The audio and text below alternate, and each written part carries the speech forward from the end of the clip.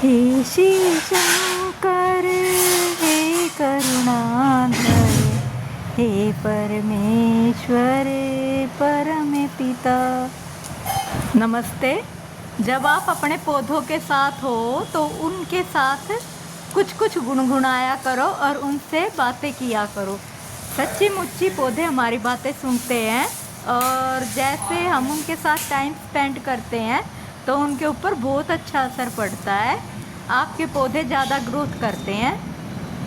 ये देखिए areca palm कितना सुंदर है। इस तरह आप अपने पौधों के साथ टाइम ज़रूर स्पेंड किया करो, उससे बातें किया करो, उनके साथ कुछ गुनगुनाया करो। और वैसे भी जब हम नेचर के साथ कुछ भी गुनगुनाते हैं, जो भी अपनी बात शेयर करते हैं, वो हमारी सीधी भगवान तक ज़रूर पहुंचती है। तो मैं यहाँ कटिंग कर रही हूँ। ये मैंने बनाई थी मूर्ति सी, इसकी कटिंग कर रही हूँ। अब तो वैसे भी बारिश का मौसम चल रहा है तो गार्डन में इतने सारे काम होते हैं कि फुर्सत ही नहीं मिल पाती हमको।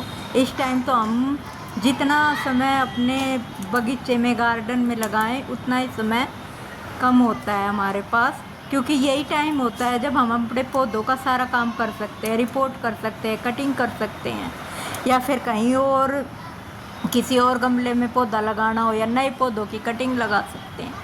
बारिश के मौसम में ही सारा काम किया जाता है गार्डनिंग का। तो ये मैं बना तो रही हूँ कृष्ण जी की मूर्ति, पर देखते हैं ये क्या बनती है।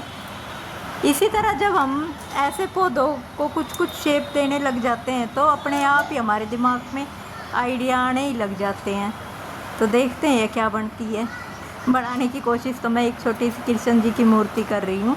तो कटिंग तो मैंने कर दी है। चलो इस पर एक फूल भी चढ़ा देते हैं। तो ये यहीं कनेर का फूल रखा था, ये मैंने इस पर चढ़ा दिया। तो अभी तक तो आपने मेरा टेरिस गार्डन ही देखा था, फ्लावर देखे थे, पौधे देखे थे। बहुत ही जल्द मैं आपको अपना वेजिटेबल गार्डन भी दिखाऊंगी। तो ये एक प्लॉट था, पहले तो ये ऐसे ही पड़ा था, पर अब इसके चारों तरफ हमने बाउंड्री करवा ली है। तो यहाँ पर मैं वेजिटेबल उगाऊंगी। तो अभी तो इसमें ऐसे ही मिट्टी पड़ी है, ये सारा ऐसे बंजर सा पड़ा है। ये दिखाती हूँ मैं आपको। तो ये थोड़ी सी तो मैंने क्यारी बना के इसमें थोड़े टमाटर के बीज डाल दिए हैं। बहुत ही जल्दी मैं आपको इसका भी बहुत अच्छा लुक दिखाऊंगी बना के। इतनी इसका अलग ही ये अब जो आपको मिट्टी का ढेर सा पड़ा दिख रहा है, ऐसे ही ये बंजर सी ज़मीन दिख रही है। बहुत ही जल्दी मैं इसको ग्रीनरी हरियाली में बदल दूंगी और फिर देख आपके साथ शेयर करूंगी। तो मेरा तो यही कहना है कि जैसे हम खुद से सब्जियां उगाते हैं तो एक तो वो बिना केमिकल की होती हैं, क्योंकि हमको पता है कि भाई हमने इसमें बस बीज डाले हैं, पानी डाला है और खाद भी डाली है, तो अपनी अच्छी डाली है, गोबर खाद डाली है या फिर पत्तियों की खाद डाल दी है, तो हमको पता लगता है। तो ये टमाटर के सीड्स तो मैंने लगा दिए हैं, पर अभी बारिश हो रही है, ये मिट्टी भी बहुत गीली है, पता नहीं उगेंगे या नहीं उगेंगे। नहीं उगेंगे तो हम फिर दोबारा फिर उगा देंगे, क्योंकि बारिश का मौसम हो रहा है। अगर बारिश आ गई तो बीज शायद नहीं उग पाएंगे। और अभी मैं यहाँ तोरी और घिया के बीज और लगाऊंगी। वैसे तो किसी को अच्छा नहीं लगता ऐसे मिट्टी में काम करना, कि भाई कौन इतनी मेहनत करे, पहले मिट्टी में बीज लगाओ फिर इतनी मेहनत करो, किसी के पास टाइम नहीं होता। पर अपने शौक़ के लिए हमें थोड़ा टाइम निकालना भी पड़ता है। मेरा तो ये शौक़ है, पर जिनका शौक़ नहीं है मैं उनसे भी कहूँगी, अगर आपके पास थोड़ी सी भी ज़मीन है तो आप अपने घर की सब्जियां खुद उगा सकते हो। ज़रूरी नहीं कि हर चीज़ का शौक़ ही होना ज़रूरी है।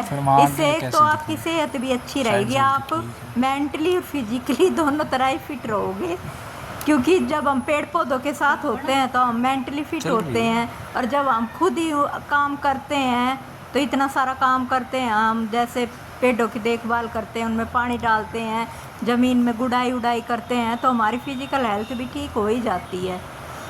तो इस तरह मैं तो यही कहूँगी कि अगर ज़मीन है आपके पास थोड़ी बहुत भी, तो आप ज़रूर खुद से अपनी सब्जियां लगाया करो। इससे एक तो आपको केमिकल के बिना की सब्जियां मिलेंगी। एक जो आजकल बहुत रवाज चल रहा है कि भाई कोई भी काम करके खुश नहीं है, ख़ास करके ऐसे गार्डनिंग का काम करके या फसल उगा के तो कोई खुश है ही नहीं।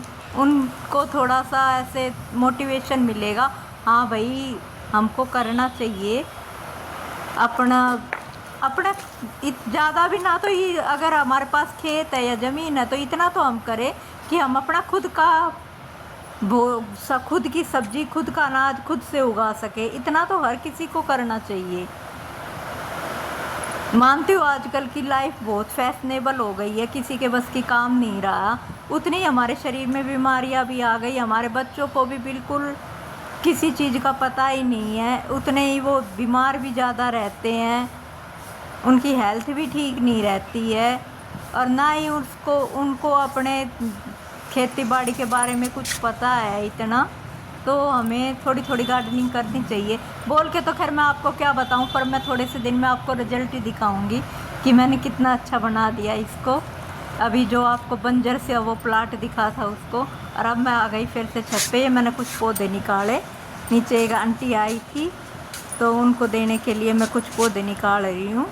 सदाबहार के हैं, गेंदे के हैं, और ये मैं उनको दूँगी कि वो भी लगा लेंगे अपने गमले में। इस तरह पौधे बांटने से कम नहीं होते, ज़्यादा ही होते हैं, और जितने ज़्यादा हम पौधे बांटते हैं हमारे तो बीज से फिर उतने ही ज़्यादा उग जाएंगे, और किसी के घर में भी लग जाए तो अच्छी बात है, उनके घर में भी हरियाली हो जाएगी। इसलिए हमें पेड़ पौधों को बांटते रहना चाहिए, और हमें खुद भी कहीं टाइम लगे तो कहीं कहीं लगा के भी आने चाहिए। तो ये मैंने निकाल लिए हैं, और ये देखो कितनी अच्छी ग्रोथ हो रही है पौधों की। और अब चलते हैं नीचे। ये एक छोटा सा गेंदे का और दिख गया मेरे को, आंटी लगा ये मैंने आंटी को दे दिए हैं इतने पौधे। अब आंटी भी इनको लगा लेंगी, और मैं मिलती हूँ आपको अगली वीडियो में। जब तक आप भी पौधे लगाते रहिए।